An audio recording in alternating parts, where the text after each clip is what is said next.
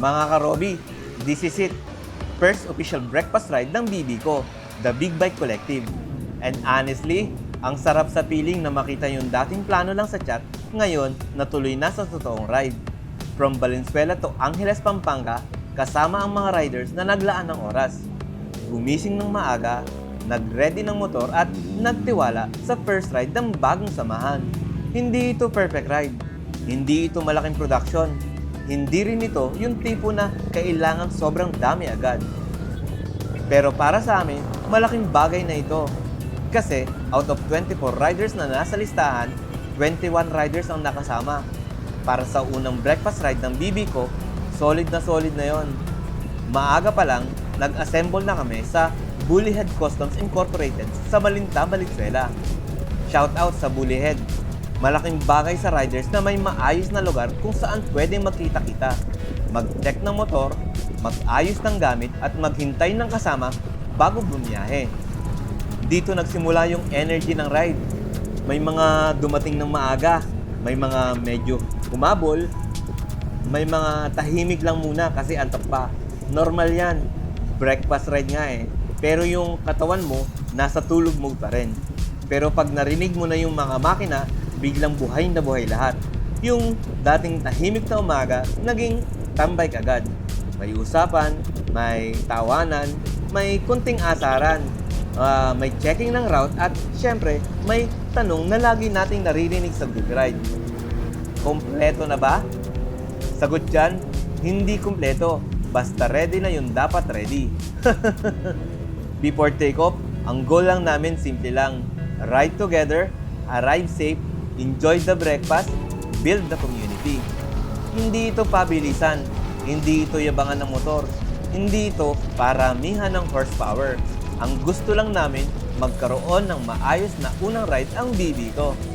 From Bullyhead, dumiretso na kami papuntang NLEX, plan route, planned pit stops at may designated head and tail para hindi kalatang grupo. Sa group ride, importante talaga yung may flow. Hindi porket big bike, kanya-kanya na. Mas maganda kapag may respeto sa spacing, may awareness sa paligid, at marunong mag-adjust sa kasama. Kasi sa totoo lang, bawat rider may kanya-kanyang riding style. May sanay sa expressway, may chill lang, may gusto na sa gitna, may mas komportable sa likod. Kaya ang importante, walang pressure. Ride your pace, pero stay connected sa grupo. Unang stop namin, Petron Marilao. Dito muna regroup, quick check, tubig, CR, konting pahinga. At syempre, konting content. Hindi mawawala yan. Pero itong mga ganitong pit stop, ganito mo rin makikita kung paano gumalaw ang grupo. May nag-aabang sa kasama, may nagche-check kung sino ang kulang, may tahimik lang sa gilid pero present, may taga-joke para hindi antukin ng grupo. Small things pero importante sa community. Next stop, Petron Lakeshore. Mas ramdam na dito yung ride. Kasi pagdating mo sa Lakeshore, parang officially nasa labas ka na ng usual city routine. Hindi ka na lang basta nasa kanto o tambay spot. Nasa ride ka na talaga. Dito rin mas nakikita yung variety ng mga motor. Iba-ibang brand, iba-ibang displacement, iba-ibang setup. Pero pare-pareho ang goal. Makapag-ride, makapagpahinga, makakilala ng ibang riders at makabuo ng magandang memory. And that is what BB ko wants to build. Hindi kami nagmamadaling maging malaking grupo. Mas importante sa amin yung quality ng samahan. Yung riders na marunong rumispeto, marunong makisama at marunong magpakita kapag may ride. Kasi sa motorcycle community, malaking bagay yung presence. Hindi mo kailangan laging maingay. Hindi mo kailangan laging bida. Minsan, sapat na yung sumama ka. Makinig ka, tumulong ka at maging parte ng ride. Pagdating namin sa Angeles, Pampanga, ang destination namin ay Lala Garden Cafe. And thankfully, they welcome the group. Shout out to Lala Garden for accommodating us. Maganda yung lugar para sa breakfast ride kasi may maayos na ambience at bagay siya sa grupo na gusto lang magpahinga after ng biyahe. Dito na lumabas yung ibang side ng ride. Hindi na puro throttle, hindi na puro helmet, hindi na puro formation. Kwentuhan na. Kape, food, tawanan, group photos, candid shots. Dito mo makikita kung bakit iba ang feeling ng motorcycle community. Hindi lang siya tungkol sa motor. Tungkol siya sa mga taong nakikilala mo dahil sa motor. May mga rider na ngayon mo lang nakausap ng matagal. May mga dating kilala mo lang sa chat, may mga bagong muka, at may mga tahimik sa ride pero biglang madaldal sa cafe. Doon nagiging totoo yung community.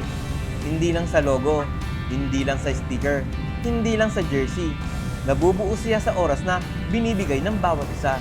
Kaya sa lahat ng sumama sa first breakfast ride ng BB ko, maraming salamat. Salamat sa tiwala, salamat sa oras, salamat sa pag-adjust, salamat sa pagdala ng good energy, salamat sa pagiging part ng first official ride ng group. Alam natin bago pa lang ang BB ko, pero itong first ride na ito, malaking step na.